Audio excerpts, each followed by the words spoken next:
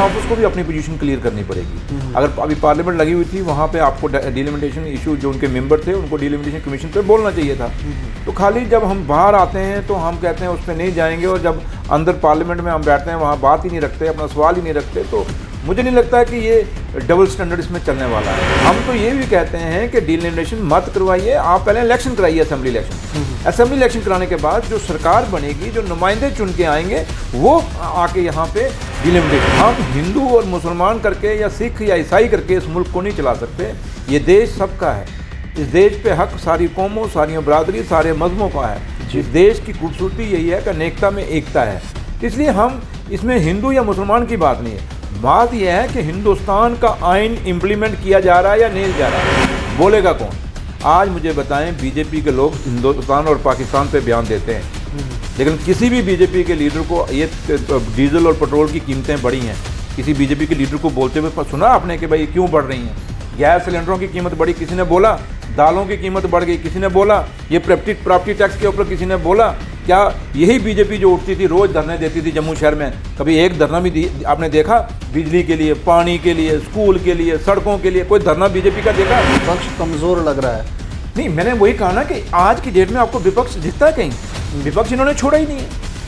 आज जो बोलता है उसको अंदर कर देते हैं। कब डिलिमिटेशन होगी और कब यहाँ पर जम्मू कश्मीर के अंदर इलेक्शन होंगे? क्योंकि यहाँ की जब से धारा 370 हटाई गई है, इसे यूटी में तब्दील किया गया, तब से यहाँ की आबो हवा थोड़ी बदल गई है। लोगों को उम्मीद थी कि कुछ बेहतर होगा, लेकिन उनके खुद के नेता नहीं हैं, इसलिए उनकी सुनवाई भी नहीं है। और हर रोज़ जिस तरह से अभी महंगाई बढ़ रही है, नए नए टैक्सेस आ रहे हैं, अभी एक प्रॉपर्टी टैक्स आया, उसकी वजह से भी लोग परेशान हैं क्योंकि पैसा भी आ नहीं रहा। तो ऐसे में किया तो क्या जाए, और डिलिमिटेशन होता तो ज़्यादा बेहतर होता, और डिलिमिटेशन ख़त्म होती तो इलेक्शन होता। लेकिन पता नहीं क्यों अब सरकार ये कहने लगी है कि विपक्षी पार्टियां जो है वो सहयोग नहीं कर रही डिलिमिटेशन में। इसके ऊपर चर्चा करने के लिए हमारे साथ सुरेंद्र चौधरी हैं, जो जनरल सेक्रेटरी हैं, इसके अलावा XMLC हैं, PDP के दिग्गज लीडर हैं, और बेबाकी से अपनी बात जो है वो मीडिया के सामने, लोगों के सामने रखते हैं। सर, आपका बहुत बहुत स्वागत है। Thank you. अच्छा, ये डिलिमिटेशन हमें लगा था कि हो जाएगा, अभी 2021 चल रहा है तो हो नहीं रहा, और ये कह रहे सरकार की विपक्ष साथ नहीं दे रहा। क्या कारण है, क्यों सहयोग नहीं कर रहे हैं आप लोग? नहीं, विपक्ष कौन सा साथ नहीं दे रहा? पीपल्स डेमोक्रेटिक पार्टी ने कब कहा? लेकिन सबसे बड़ी बात है कि हम हमेशा, हमारा एक स्टैंड रहा कि जब इस रियासत को तोड़ा गया, यूटी बनाया गया, क्या उसमें विपक्षी पार्टियों को पूछा गया? जब यहाँ पे 370 को तोड़ा गया, क्या उसमें अपोजिशन को पूछा गया जी? और जब इस जम्मू कश्मीर रियासत के नौजवानों के जो इश्यूज़ हैं, या ट्रांसपोर्टरों के इशू हैं, या डेली वेजेस के इश्यूज़ हैं, क्या उनके सिलसिले में कभी पूछा गया? मतलब कब हमारी राय ली जा रही है? रही डिलिमिटेशन की बात, तो जहाँ तक पीपल्स डेमोक्रेटिक पार्टी का ताल्लुक है, हम तो ये बात कहते हैं कि आपने स्टेट क्यों तोड़ी, 370 क्यों तोड़ा? डिलिमिटेशन अगर सही मायने में आपने करवानी थी तो वो जो इलेक्टेड गवर्नमेंट यहाँ बनती, जो चीफ मिनिस्टर बनता, वो कमीशन फिक्स करते और उसके बाद वो बनाते, तो ज़्यादा लोगों को कहीं ना कहीं इंसाफ मिलता जी। और जब आप ऑफिसरों से डिलिमिटेशन बनाएं, कमीशन फिक्स करके उनसे जब फैसले कराएंगे, वो डिलिमिटेशंस ऑफ द कॉन्स्टिट्यूंसीज करेंगे या पंचायतों की करेंगे, तो उनको क्या पता है? जैसे मैं अपनी कॉन्स्टिट्यूंसी जहाँ से मैंने इलेक्शन लड़ा है, जितना ग्राउंड की मुझे पहचान है कि कौन सा इलाका कहाँ है, कौन सा कहाँ है, क्या क्या है, कैसे कैसे है, उतना क्या किसी IPS IAS ऑफिसर को पता है, या डिलिमिटेशन कमीशन के जो मेंबर हैं उनको पता है जी। इसलिए वो चीज़ जो है, जो कंसर्निंग लोग हैं अपोजिशन के, आप खाली क्या अपोजिशन की सपोर्ट आप सेंट्रल लेवल पर लेना चाहते हैं, या आप कॉन्स्टिट्यूंसी लेवल तक भी लेना चाहते हैं, पंचायत लेवल तक भी लेना चाहते हैं? ये आज तक इनकी कहीं ये बातों का कहीं क्लियरेंस ही नहीं है। तो लिहाजा अपोजिशन का रोल कहाँ पे है, अपोजिशन को पूछ कौन रहा है? तो ऐसे सीधा कहना कि अपोजिशन हमें सपोर्ट नहीं कर रही, क्या नहीं कर रही भाई? नेशनल कॉन्फ्रेंस ने खुद को अपने कदम पीछे हटा दिए, उसका कोई विशेष कारण लग रहा है आपको? देखिए, नेशनल कॉन्फ्रेंस का जहाँ ताल्लुक है, मुझे समझ नहीं लगती कि उन्होंने क्या लिया स्टैंड, और अगर उन्होंने डिलिमिटेशन से विड्रा किया तो मुझे ये नहीं समझ लगती कि फिर पार्लियामेंट में क्यों नहीं इसको सवाल को उठाते। वहाँ भी तो सवाल उठाना चाहिए ना। तो इसलिए नेशनल कॉन्फ्रेंस में अब ज़्यादा इस पर नहीं बोलना चाहता, लेकिन नेशनल कॉन्फ्रेंस को भी अपनी पोजीशन क्लियर करनी पड़ेगी। अगर अभी पार्लियामेंट लगी हुई थी, वहाँ पर आपको डिलिमिटेशन इशू जो उनके मेंबर थे उनको डिलिमिटेशन कमीशन पर बोलना चाहिए था।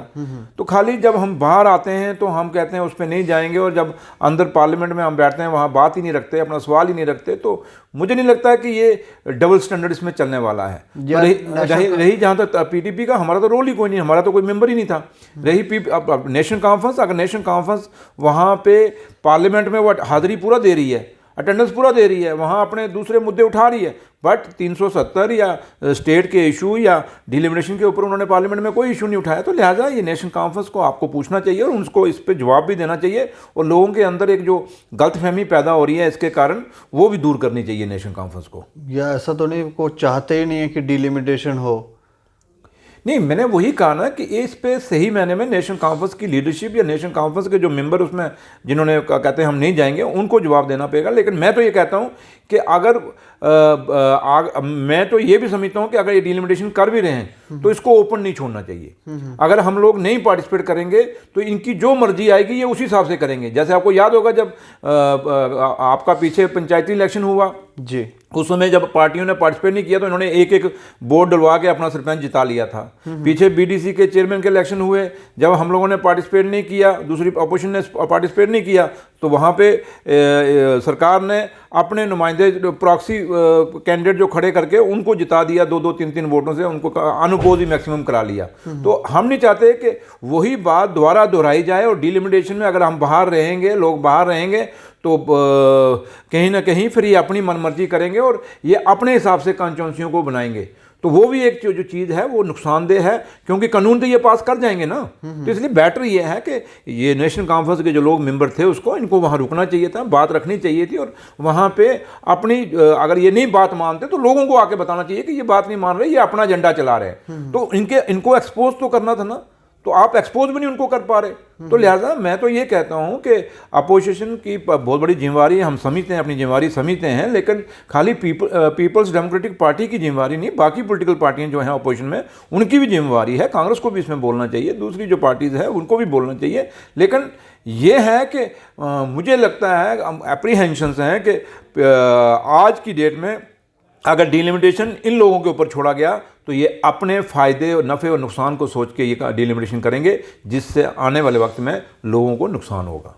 या अगर डिलिमिटेशन नहीं हुई तो फिर इलेक्शन भी नहीं होगी, इलेक्शन नहीं हुई तो लोगों के रिप्रेजेंटेटिव जो पहले हुआ करते थे वो भी नहीं होंगे।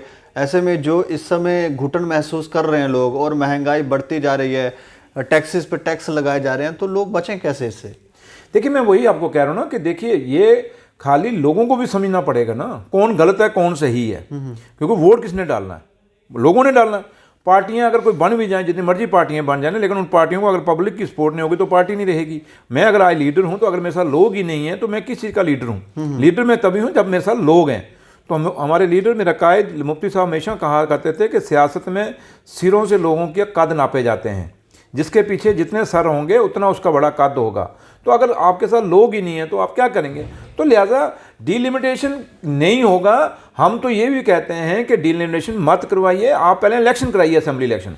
असेंबली इलेक्शन कराने के बाद जो सरकार बनेगी, जो नुमाइंदे चुन के आएंगे, वो आके यहाँ पे डिलिमिटेशन करें। वो तो कह रहे हैं कि सीएम हम हिंदू बनाएंगे, यहाँ जम्मू का सीएम होगा। नहीं, हिंदू बने मुसलमान बने, ये देश सबका है। नहीं, वो भाजपा कह रही है। देखो, बीजेपी क्या कहती है, वो उनका अपना एक सोच है, उनका अपनी एक तौर तरीका है, उसको मैं नहीं कह सकता। बट हम हिंदू और मुसलमान करके या सिख या ईसाई करके इस मुल्क को नहीं चला सकते। ये देश सबका है। इस देश पे हक सारी कौमों, सारी बरादरी, सारे मजहबों का है। इस देश की खूबसूरती यही है कि अनेकता में एकता है। तो इसलिए हम इसमें हिंदू या मुसलमान की बात नहीं है। बात यह है कि हिंदुस्तान का आइन इम्प्लीमेंट किया जा रहा है या नहीं जा रहा। क्या हिंदुस्तान के आइन के जो हमारे फंडामेंटल राइट्स हैं, क्या वो लोगों को मिल रहे हैं या नहीं मिल रहे? क्या सुप्रीम कोर्ट जो है, जहां अगर हमारे हिंदुस्तान के आइन को नहीं माना जा रहा, वहाँ क्या सुप्रीम कोर्ट उस चीज़ को इम्प्लीमेंट करा या नहीं करा रहा? तो इसलिए मैं आपसे यही कहता हूँ कि यहाँ पे सीएम हिंदू होगा या मुसलमान होगा, सिख होगा या ईसाई होगा वो मैटर नहीं करता, आप कितनी गुड गवर्नेंस देते हैं वो मैटर करेगी। और हमें लोगों को गुड गवर्नेंस चाहिए, ना कि उनको हिंदू या मुसलमान या सिख या ईसाई या बौद्धिस्ट या क्रिश्चियन चाहिए। तो इसलिए बात एक ही है कि इस रियासत को अमन चाहिए, शांति चाहिए, बेरोजगार बच्चों को रोजगार चाहिए, आपको टूरिज़्म चाहिए, आपको ट्रांसपोर्टरों को अपना हक चाहिए, इंडस्ट्रीज को अपना हक चाहिए, बिजनेसमैन को अपना हक चाहिए, डेली वेजरों को अपना हक चाहिए, आपके जितने भी रहबरे खेल हैं, रहबरे ज़राअत हैं या NYC के हैं या जितने भी डेली वेजर आगे पीछे डिपार्टमेंटों में लगे हैं उनको अपने हक चाहिए, NHM के जो लगे हैं मुलाजम उनको अपना हक चाहिए। इसलिए ये चीज़ें देखने की ज़रूरत है। और जो ये टोल प्लाजे आप लगाई जा रहे हैं इनको रोकने की ज़रूरत है। जो आप प्रॉपर्टी टैक्स लगाने के ऊपर जा रहे हैं, इन टैक्सों की ज़रूरत नहीं है। आपको जो मैंने कहा कि लोगों की ज़रूरतें जो हैं, जो फंडामेंटल राइट्स हैं, और ख़ास करके जो बेरोजगार बच्चा हमारा जो है उसको रोज़गार चाहिए। तो इसलिए आज जम्मू सूबे के साथ 75 साल में भेदभाव हुआ है, डिस्क्रिमिनेशन हुआ है, और ये स्टेट लेवल पे भी हुआ और दिल्ली के लेवल से भी हुआ। जम्मू के लोगों को, मैं जम्मू की जब बात करता हूँ मैं जम्मू शहर की बात नहीं करता, मैं खिता पीर पंचाल की रजौरी पुंछ की भी बात करता हूँ, मैं चिनाब वैली की भी बात करता हूँ, जहाँ डोडा भद्रवाह किश्तवाड़ डोडा शोडा भद्रवाह शोडवा सारे इलाके रामबन बनाल चनाल हैं। मैं जब बात करता हूँ तो मैं जम्मू की जब बात बोलता हूँ तो मैं खाली जम्मू शहर को नहीं बोलता, मैं कंडी बेल्ट जो है बन्नी बसोली कठुआ हमारा बॉर्डर बेल्ट जो सुचेत हो रहा है, मैं इन सारे इलाकों की बात करता हूँ। तो जम्मू के लोगों के साथ भेदभाव हुआ है और जम्मू के लोगों ने हमेशा इसके खिलाफ जंग लड़ी, जद्दोजहद की, लोग हमेशा बोलते आए।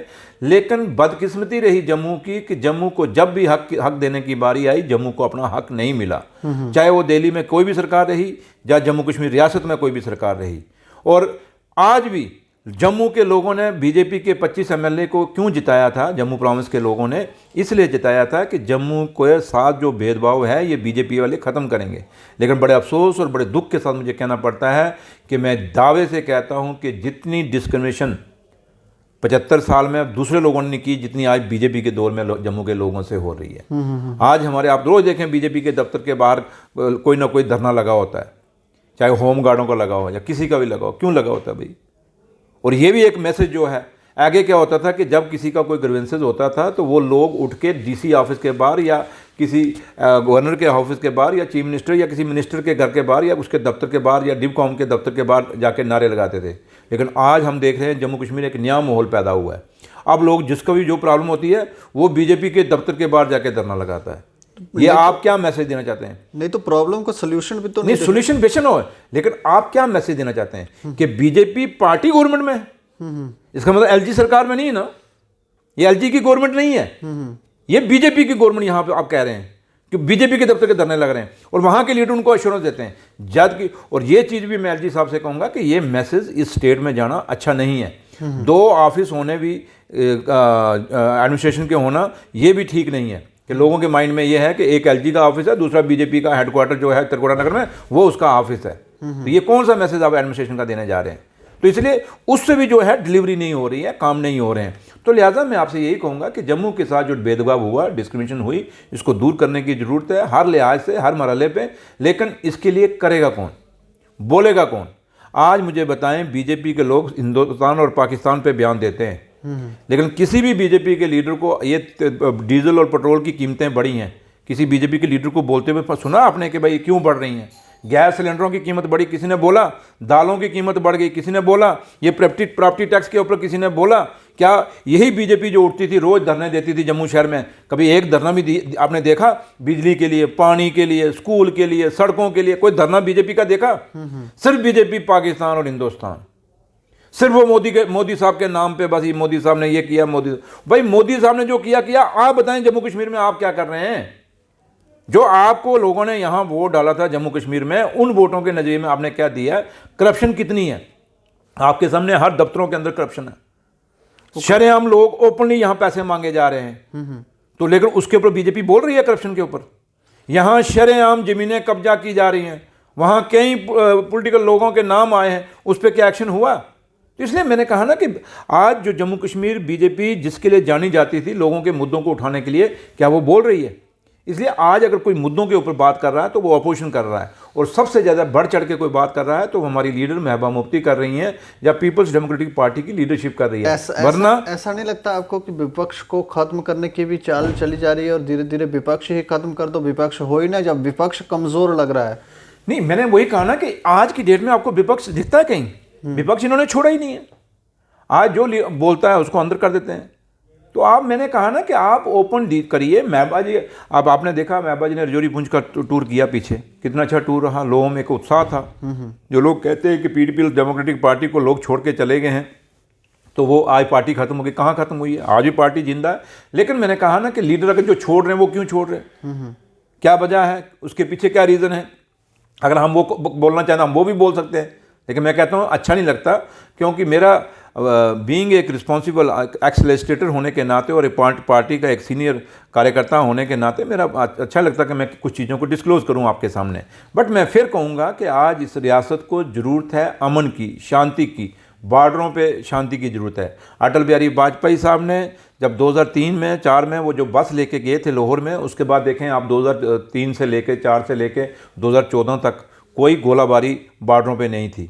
लेकिन 2014 से लगातार आज 7 साल हो गए, लगातार 7 ईयर से आप देखें वहाँ गोले चल रहे हैं। ये तो बॉर्डर के लोगों को पता है कि गोले जब चलते हैं तो हालात करते हैं। यहाँ जम्मू शहर में बैठ के बयान तो बड़ा आसान है देने के लिए। यहाँ मैं देता हूँ स्टूडियो में लोग उठते हैं, कहीं उठते हैं, नहीं जी देखो पाकिस्तान को जवाब देता, उधर मुँह तोड़ता, चिंता नहीं करनी, मुँह तोड़ता। क्या मुँह तोड़ता यार?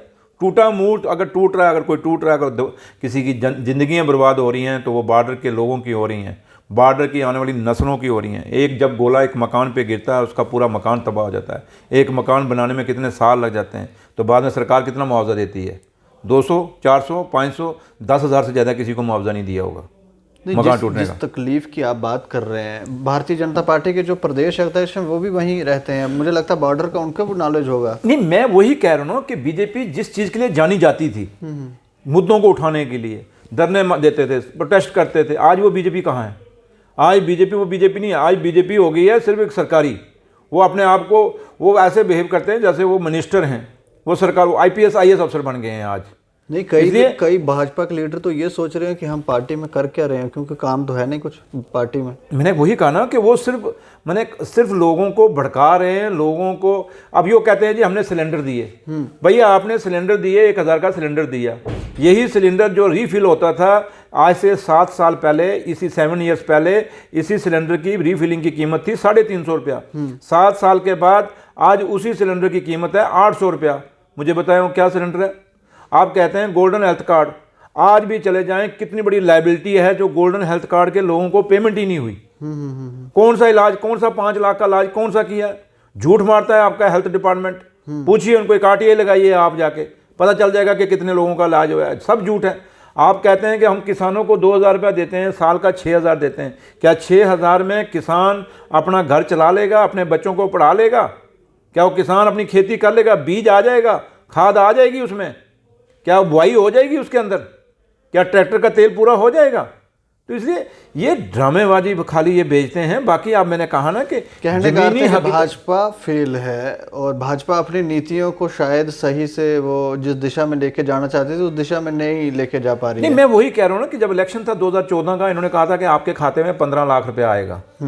वो 15 लाख आया। इन्होंने कहा था 2 करोड़ हम बेरोजगारों को रोजगार देंगे। क्या कहीं रोजगार मिल रहा है? हम सुनते होते थे पहले हर साल फौज की भर्ती होती थी हमारे बेल्ट में, वहाँ निशारा का सुंदरवानी के अंदर जो बॉर्डर बेल्ट थी, आर्मी की भर्ती होती थी। आज 3 साल हो गए वहाँ बॉर्डर में कोई आर्मी की भर्ती नहीं हुई। नहीं तो हर साल 20-25 लड़के हमारे हो जाते थे। कोविड-19 की वजह से तो नहीं कोई लगता आपको प्रभाव? कोविड-19 खत्म हुए कहाँ? कोविड कहाँ किसको दिख रहा है? कोविड पता नहीं, कोविड प्रभाव तो नहीं पड़ा। कोविड देखो ना, पहले भी एक एजिटेशन चली जब दिल्ली के अंदर, तो उसमें भी कोविड आ गया। अब किसानों का आंदोलन चल रहा है, उसको दबाने के लिए फिर दोबारा से शोशे शुरू हो गए कि जो मीडिया है, जो गोदी मीडिया जिसको लोग कहते हैं, वो मीडिया जो है फिर शुरू हो गया जी अब लॉकडाउन की जरूरत है, लॉकडाउन की जरूरत नहीं है। उनको पता है किसानों का आंदोलन जो है पूरे हिंदुस्तान में फैल रहा है, क्योंकि किसानों के साथ जाती हुई है। भैया किसान क्या मांग रहे हैं? 4 चीज़ें उनकी 2 लाइनों में डिमांड है कि 2-3 बिल आपने पास किए उसको वापस ले लो और जो MSP है उसको रेगुलाइज कर दो। उसका एक ऑर्डर निकाल दो कि भाई ये इतना रेट फिक्स रेट कर दो कि MSP से नीचे कोई नहीं लेगा कोई भी सामान, चाहे गेहूं है, राजमा है, चावल है, अखरोट है, बासमती है, जो भी चीज़ें हैं, सेब है, जो भी है, इससे नीचे नहीं लेगा। तो वो करने में क्या हर्ज है भैया? इसका मतलब जब आप एमएसपी को नहीं कर रहे, रेगुलाइज नहीं कर रहे, आप उसका ऑर्डर नहीं निकाल रहे, वो एक फिक्स रेट नहीं कर रहे, इसका मतलब आपकी नीयत खोटी है। आप नहीं चाहते कि आप अगर सेब का रेट 1800 फिक्स कर दो तो कोई भी व्यापारी प्राइवेट आएगा, उसकी हिम्मत नहीं होगी कि 1800 नीचे में खरीदूं। आप बासमती है हमारी आसपुरा की, तो आप रेट फिक्स कर दें कि भाई ये 2500 के नीचे नहीं बेचनी, तो फिर 2500 नीचे कोई व्यापारी खरीदेगा नहीं ना। जो खरीदेगा उसको जुर्माना करिए या उसके खिलाफ एक्शन करिए। तो वो चीज़ करने में मुझे बताएं किसान क्या गलत मांग रहे हैं? किसान को आज़ादी थोड़ी मांग रहे हैं, किसान अपनी फसल का हक मांग रहे हैं। एक दूध की बोतल जो है जब बाजार में बिकती है तो वो कितने, एक छोटी सी पाव की बोतल कितने की होती है, और वही 1 लीटर दूध जो किसान के घर से निकलता है वो बाजार में कितने का बिकता है। यही पनीर जो आप देखें जब इसी रेस्टोरेंट में आता है तो कितने का बिकता है। एक पाव पनीर जो कभी रेस्टोरेंट में देखें कितने का बिकता है, 800-900 रुपये का बिकता है। तो वही 1 किलो पनीर जो है जो किसान जब अपने घर से निकालता है वो कितने का बिकता है। कितने गुना का फर्क है। यही आज देखें पानी की बोतल आपकी जो है पता नहीं कहाँ से गंदा पानी उठा के भर के देते हैं बोतलों में, वो आपके दूध से महंगा हो गया। किसान की फसल को कहाँ आप लोग देखें, लोगों की जब फसलें यहाँ आपको कोई इंडस्ट्री जल जाए कुछ उनका इंश्योरेंस होता है, बट किसान का फसल अगर ख़राब हो जाए कोई बारिशों में या तूफान में या कोई जल जाए तो आप क्या उसको मुआवजा देते हैं? इसलिए किसानों की जो किसान रीढ़ की हड्डी है, और महात्मा गांधी ने कहा था कि 70% जो हमारा लोग जो हैं वो गाँव में बसते हैं, और जो गाँव में बसते हैं वो किसान हैं। आज उस 70% को आप पूछ नहीं रहे, इग्नोर कर रहे हैं। तो लिहाजा मैं यही कहूँगा कि आज बड़े सारे इश्यूज़ हैं, बड़े सारे मुद्दे हैं। अगर आप ईमानदारी से, मैं बीजेपी के लोगों को कहता हूँ कि अगर ईमानदारी से आप चाहते हो कि जम्मू के लोगों के साथ, मैं हिंदुस्तान की बात बाद में करता हूँ, पहले मैं जम्मू की बात करूँ, मैं जम्मू सूबे की, कहते हैं जिस तन लागे वो तन जाने, क्या जाने पीर पराई। आज मैं जम्मू के लोगों के लिए, मैं बीजेपी के लोगों को पूछना चाहता हूं कि भैया आपको उन्होंने सपोर्ट की, आपको हमेशा उन्होंने साथ दिया, आप बताओ कि बदले में जम्मू के लोगों को क्या दे रहे हो। और मैं कहता हूं कि जम्मू के बेरोजगार बच्चे आज दर दर ठोक रहे हैं। आप जम्मू में क्राइम क्यों बढ़ रहा है? आपके सामने बढ़ रहा है। क्यों डकैतियाँ, क्यों चोरियाँ, क्यों चैन स्नैचिंग हो रही है, क्यों चोरी, कल भी चोरी हुई है एक, तो मुझे बताएं क्यों हो रही है? आज भी चोरी हुई है, आज भी एक चोरी हुई है, क्यों हो रही है? इसका रीज़न क्या है? इसका रीज़न यह है कि बच्चा पोस्ट ग्रेजुएट है, पढ़ा लिखा बच्चा है, जिसने मैट्रिक पास की वो भी हम कहते हैं पढ़ा लिखा बच्चा है। तो वो बच्चा जिसको कहीं ना वो सिविल में एडजस्ट हो पा रहा है, ना वो सरकारी नौकरियों में एडजस्ट हो पा रहा है, इंडस्ट्री आपकी कोलैप्स कर रही है, आपके शोरूम जो है वो बंद हो रहे हैं। जहाँ 20 लड़के उन्होंने रखे थे आज 10 रखे हुए हैं, तो जो 10 निकाले हैं बाहर उन्होंने, वो कहाँ गए? आज कोई चोर बना है, कोई ड्रगिस्ट बन गया। आज ड्रग्स कितना जम्मू शहर के अंदर। तो इसलिए ये जब बच्चों को रोजगार नहीं मिलेगा तो वो बच्चा क्राइम की तरफ जाएगा। सॉल्यूशन वो क्या बच्चा, है इसका? मैंने वही कहा कि सॉल्यूशन ये है कि आपको पॉलिसी, रोजगार प्रो एम्प्लॉयमेंट पॉलिसीज लानी पड़ेंगी। आपको आज जैसे जम्मू कश्मीर की हम बात तो करते हैं इंडस्ट्री, पहली बात देखें बाहर से लोग आते हैं, इंडस्ट्री लगाते हैं, यहाँ के इंसेंटिव खाते हैं, उसके बाद भाग जाते हैं, सब्सिडियाँ खा के भाग जाते हैं। आप उनको पाबंद करिए ना भैया। यही जो इंडस्ट्री आप लगा रहे हैं जम्मू कश्मीर के लोगों से लगवाइए ना, आप बाहर के लोगों को लगना ही मत दीजिए। और सबसे बड़ी बात है कि हम कहते हैं इंडस्ट्री लगेगी, जम्मू कश्मीर में इंडस्ट्री कामयाब, बड़ी इंडस्ट्री कामयाब ही नहीं हो सकती, क्योंकि रॉ मटेरियल जो भी आएगा वो हिंदुस्तान से आएगा। जम्मू कश्मीर रियासत टेल एंड पे रियासत है, यहाँ से माल पाकिस्तान में ज़्यादा, फिर पाकिस्तान में रास्ते खोली, जैसे अटल बिहारी वाजपेयी साहब ने खोला था। आपका पुंछ का रास्ता, चक्का का बाग खुला, उसके बाद कितना व्यापार बढ़ा। आप सुचेतगढ़ सियालकोट का रास्ता खोलें, यहाँ से बिजनेस चलाएं। आप निशहरा का जंगड़ मीरपुर कोटरी रोड खोलें, वहाँ से बिजनेस, या तो बिजनेस यहाँ से चलाएं, यहाँ से मटीरियल बने तो ये पार भी जाए, इधर भी आए, दूसरे वर्ल्ड की दूसरी कंट्रियों में भी, जरूरी नहीं कि पाकिस्तान में ही जाए। टेररिस्ट वैसे ही नहीं रुक रहे बॉर्डरों से। देखिए आपने पूरी फेंसिंग की हुई है ना बॉर्डर को, आपने बॉर्डर की फेंसिंग देखी है कितनी, कम से कम 7-7 मीटर में वो चौड़ी है, तारें लगी हुई हैं, उनके अंदर करंट भी है, तो फिर क्यों आ रहा है अंदर? गेट लगे हुए हैं ना, क्यों आ रहा है? बात आप अपने लोगों के रोजगार को उग्रवादियों से मत जोड़िए, यही हमारी गलतफहमी है। ये सुरंगें आपकी रोज यहाँ से निकल रही हैं, ये कहाँ से, ये अभी बॉर्डर तो खुले नहीं ना, तो कहाँ से निकल रही हैं? मसला वो नहीं, मैं कहता हूँ कि अगर रोजगार बढ़ाना, आपने इंडस्ट्री लगानी है, फिर इंडस्ट्री का मटेरियल तो कहीं बिके ना। जम्मू कश्मीर का खाली वहाँ से रॉ मटेरियल आएगा हिंदुस्तान से और यहीं से मुड़ के जम्मू कश्मीर से वापस वहाँ जाएगा, तो कौन लेगा आपका सामान वहाँ महंगा इतना? आपको तो डबल कास्ट पड़ गई ना उसकी। तो इसलिए मैंने कहा है कि आपको अटल बिहारी वाजपेयी, महबूबा जी हम क्यों बार बार कहते हैं कि पाकिस्तान से बात करिए, ये हमारा नहीं है, ये बात दिल्ली वालों ने देखनी है, बट हम क्यों कहते हैं कि अटल बिहारी वाजपेयी भी चाहते थे कि पाकिस्तान सुधर नहीं सकता। आप कहें पाकिस्तान सुधर जाएगा, वो ऐसा मुल्क है वो नहीं सुधर सकता, वो कुत्ते की धूम है, वो हमेशा 12 माह नली में डाको, बाहर निकालोगे फिर टेढ़ी की टेढ़ी रहेगी। लेकिन मैं फिर कहता हूं कि पाकिस्तान से बातचीत करने का फायदा क्या होगा कि आपके बॉर्डरों पे अमन आएगा। अगर वाजपेयी साहब ने बातचीत की थी तो आप बताएं कि 2004 से लेकर 2014 तक कोई गोला तो नहीं चला ना, या भारत पाकिस्तान एक हो जाए वापस से तो नहीं वो किसने होना, क्या होना, ना वो नौमन तेल आना, ना मीरा नाचनी है, वो हम ऐसे ही हम कहें जी हम जो पाक ऑक्युपाइड कश्मीर है हम वो भी ले लेंगे, ले लेते 7 साल हो गए, क्या ले लेना, जो है उसी को संभाल लो, वही बड़ा है। जो हमारे पास है ना मुल्क, जो अगर हम जो हिंदुस्तान हमारे पास है, जो सरहदें हमारे पास हैं, इसी के अंदर हम गरीबी ख़त्म कर दें, बेरोजगारी ख़त्म कर दें, लोगों को बिजली पानी, आपके सामने प्राइम मिनिस्टर साहब कहते हैं कि हमने जम्मू कश्मीर में पूरे घर पक्के कर दिए हैं। आज भी चलो मेरे साथ कितने, आपके भी कितने इलाकों में कितने आज भी मकान कच्चे हैं लोगों के। आप कई ऐसे पंचायतें हैं जहां ऑफिसरों ने लिख के दे दिया है कि यहाँ बिल्कुल 100% टॉयलेट बन गए हैं। आप चलें मेरे साथ, आपको भी पता होगा गाँव के में कि आज भी जहाँ ऑफिसरों ने लिख के दिया हुआ है कि यहाँ पे कागजों पत्रों में कि यहाँ टॉयलेट बन गए, मैं आपको आज भी कहता हूँ वहाँ 60% से ज़्यादा टॉयलेट नहीं बने हुए। अगर टॉयलेट बने होंगे तो उसकी पेमेंट नहीं होगी। इसलिए ये लाल किले से कहना, ये तो राजीव गांधी भी कहा करते थे, वो मोदी साहब भी कह रहे हैं, वो इंदिरा गांधी भी कहती थी, वो नरसिम्हा राव साहब ने भी कहा, वो अटल बिहारी वाजपेयी ने भी लाल किले से कहा। लेकिन हकीकत में गाँव तक वो चीज़ें पहुंच रही हैं या नहीं पहुंच रही। आज भी आप जाएं गाँव में 15-15, 20-20 दिन के बाद पानी आता है भैया, आपको खुद देखते होंगे। तो मुझे बताएं, यहाँ शहर में तो रोज़ पानी मिलता है, वो गाँव के 15 दिन के बाद वो पानी कैसे संभाल के रखते हैं वो लोग, ये कुछ सोच रहा है? हम 21वीं सदी की बात कर रहे हैं, 22वीं सदी की बात कर रहे हैं, हम भारत सुपर पावर बन रही है उसकी बात कर रहे हैं, यहाँ हम रोज़ फ्रेश पानी नहीं लोगों को दे पा रहे। इसलिए मैं कहूँगा बातें करनी हो तो बड़ी हैं, उठ के फिलासफी मारनी हो तो बड़ी है, लेकिन सुरेंद्र चौधरी फिलासफी नहीं मारता। सच्चाई ये है, हकीकत ये है, चाहे वो दिल्ली वाली सरकार है चाहे वो जम्मू कश्मीर की सरकार है, दोनों का फेलियर है जम्मू कश्मीर के अंदर। काम लोगों के नहीं हो रहे, लोगों को अपना हक नहीं मिल रहा, बेरोजगार बच्चों को हक नहीं है, बिजली पूरी नहीं है, पानी पूरा नहीं है। यहाँ आप जब मीटर जम्मू में लगाए गए क्या कहा गया था, 24 घंटे आपको बिजली मिलेगी। क्या मिलती है आपको 24 घंटे बिजली? सिर्फ पैसा खाने का जुगाड़ है। पानी आपका मिलता है रोज के? यहाँ पे नहीं, तारे लगा रहे हैं, कर रहे हैं। बड़ी वही करना ना, ये बातें करनी बड़ी आसान है। ये कहते हैं तो तारे तो हमें भी बड़ी लगी, ऐसी ऐसी तारें आज भी चले जाएं, आप लकड़ के खंभे लगे हुए हैं गाँव के अंदर।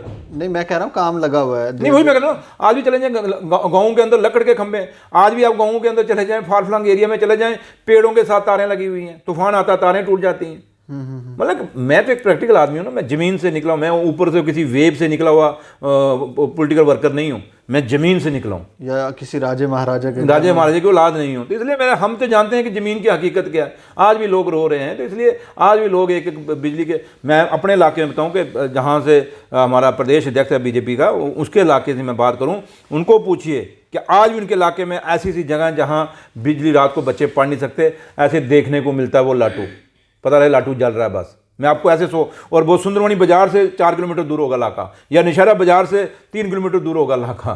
तो क्या बातें हम कर रहे हैं यार, सिर्फ बातें, कुर्सियां संभाल के बैठे हुए हैं घूमने वाली, बस झूठे लेते हैं ऊपर आके, तो यहाँ ड्रामेबाजी करते हैं, इससे कुछ नहीं बनेगा।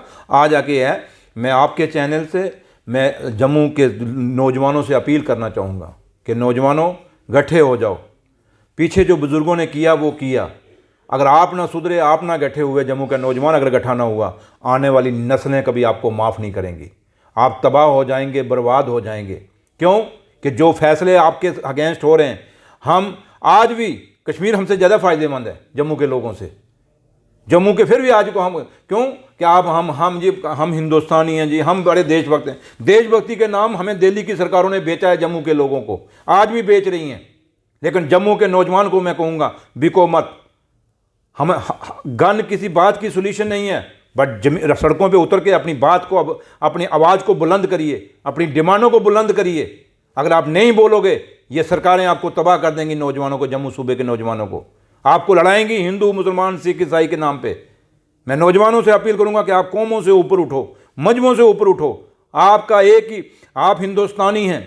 जहाँ आपका धर्म है, जहाँ शादी ब्याह करने वहाँ धर्म है, वहाँ जात बरादरी है। लेकिन जब मुद्दों की बात है, रोजगार की बात है, डेवलपमेंट की बात है, अपने फंडामेंटल राइट की बात है, वहाँ कोई जात बरादरी मजहब फिरका परस्ती नहीं है। वहाँ गठे होके एक मुठ होके अपना एक प्लेटफॉर्म खड़ा करो, वहाँ पे गठे होके। जरूरी नहीं कि आपको कोई पॉलिटिकल पार्टी सपोर्ट करे या ना करे, आप अपने बलबूते पे खड़े होके इन चीज़ों की डिमांड करें और इन चीज़ों को लड़ें। वरना अगर आप भी ना लड़े, हमारे बुजुर्ग तो नहीं लड़ पाए, अगर आप भी ना लड़े, जो आने वाली नस्लें हमारी, जो आज का जो नौजवान अगर नहीं लड़ पड़ा, ये ड्रगिस्ट हो गया, ये शराबी बन गया, तो आने वाली नस्लें इनसे भी बर्बाद हो जाएंगी। तो इसलिए मेरे आपके चैनल से उन सबको अपील है कि इकट्ठे होकर, एक मुठ होकर, एकजुट होकर अपने हकों के लिए जम्मू सूबे का नौजवान एक लड़ाई लड़े, एक जंग लड़े, तभी आपकी कोई सुनवाई होगी, वरना आपकी कोई सुनवाई नहीं। चलिए, शुक्रिया सर हमसे बातचीत करने के लिए। Thank you. तो लड़ना पड़ेगा अपने अधिकारों के लिए, और अगर आप नहीं लड़ेंगे तो फिर क्या होगा ये समय ही बताएगा। लेकिन लास्ट में ये ज़रूर कहना चाहूँगा कि डिलिमिटेशन की बात थी, वो नहीं हो रही है, और अब इलेक्शन कब होंगे या ये डिलिमिटेशन का प्रोसेस कब समाप्त होगा, ये देखने वाली बात होगी। बाकी आप देखते रहें दैनिक स्टेट समाचार। मुझे और मेरे सहयोगी अरुण डोगरा को दें इजाज़त। नमस्कार।